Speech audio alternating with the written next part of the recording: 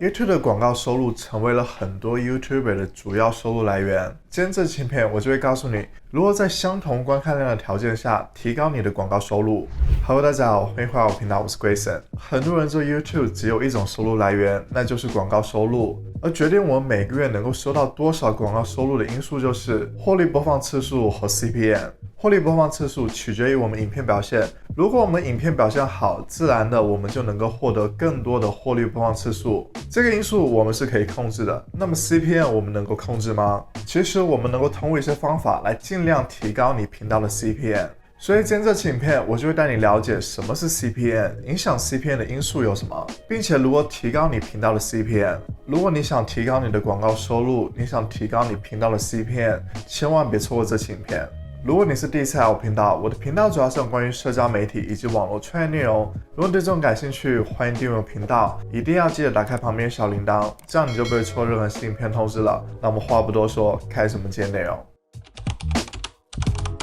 首先，应该还有很多人不了解什么是 CPM。CPM 就是一个广告商如果想要他们的广告出现1000次，他们需要付多少钱？例如一个广告商他想在 YouTube 上打广告，那么每1000次的广告他就要付一定的费用，但是这些费用不是直接给创作者的，而是给 YouTube 的，然后 YouTube 再和创作者进行分成。现在的政策是 YouTube 分走 45%， 创作者拿 55%。例如，如果一个广告商他1000次的广告需要付$10，那么你就能够获得$5.5。其实广告商想要在 YouTube 上打广告并不是很容易的，如果他们想要让他们的广告出现在特定的影片里面，他们就需要和其他的广告商进行竞争，因为广告位就只有这么多，出高价者才能够获得广告位。例如有3个广告商，一个广告商出$1，一个广告商出$3，最后一个广告商出$5，那么出$5的广告商就能够有资格投放广告。这也就意味着，如果你的影片有很多广告商进行竞争，那么你的 CPM 就会高很多，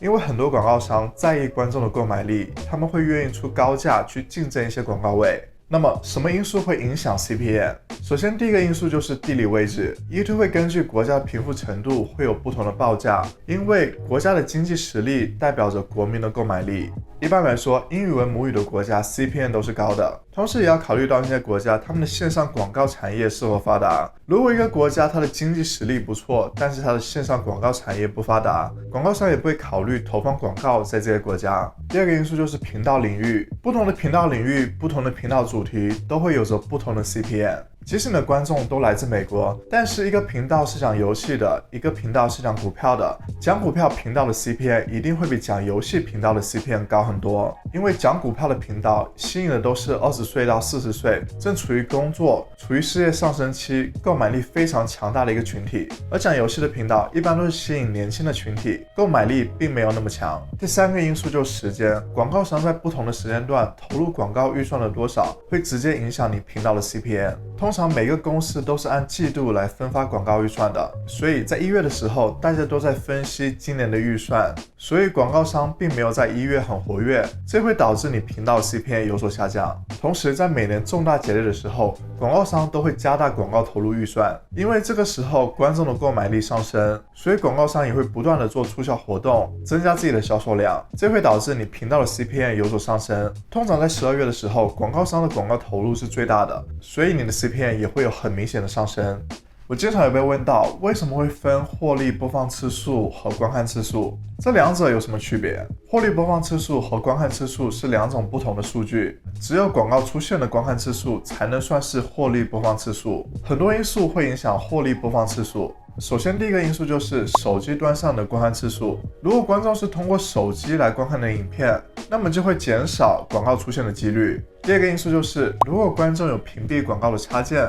那也就意味着观众在观看你影片的时候并不会看到广告。第三个因素就是，如果观众在一段时间内连续观看了很多影片，那么广告出现的几率就下降了。第四个因素就是，如果观众购买了 YouTube Premium，那也就意味着他们会看不到广告，这些因素都会导致你获利的播放次数和正常的观看次数有很大的不同。接下来我们到了重点，如何才能够提高你频道的 CPM？ 首先第一个方法就是制作更长的影片内容。已经有很多人发现，如果你的影片里面放入越多的广告， CPM 也会随之上升。当然，这里也不建议大家在10分钟的影片里面放入4、5个广告，这样会引起观众的反感，同时也会影响影片的表现。所以，当你制作越长的影片内容时，你就越有机会放入更多的广告。你可以每隔4、5分钟就放入一个广告，这是观众能够接受的程度。同时，也有人发现，当你的影片达到8分钟以上时，影片的开头广告就越容易出现，这会提高你的 CPM。第二个方法，吸引更多高 CPM 国家的观众。当你频道的大部分观众都是来自那些高 CPM 的国家时，你频道的 CPM 也就自然会上升了。想要吸引更多这些国家的观众，你就要选择好你的影片上传时间。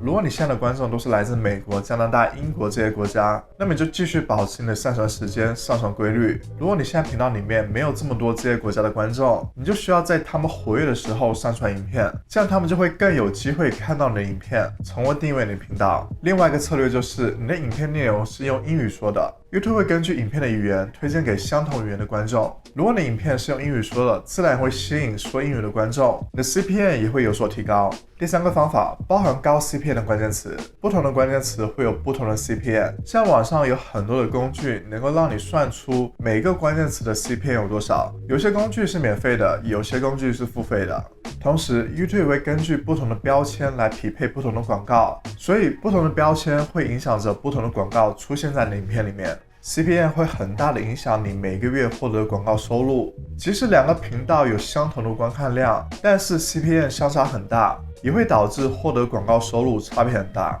希望这期影片能够让你更加了解 YouTube 的广告收入。如果你还想了解除了广告收入之外，其他的方式在 YouTube 上赚钱，可以去参考一下我的这部影片。这部影片会带你了解如何通过 YouTube 发展不同的收入来源。如果大家觉得今天这期影片对你有帮助，欢迎为我点个赞。如果大家还想了解更多关于 YouTube 内容，欢迎订阅我频道，同时关注我的 IG， 那会分享更多不一样的内容。那我们下次再见，拜拜。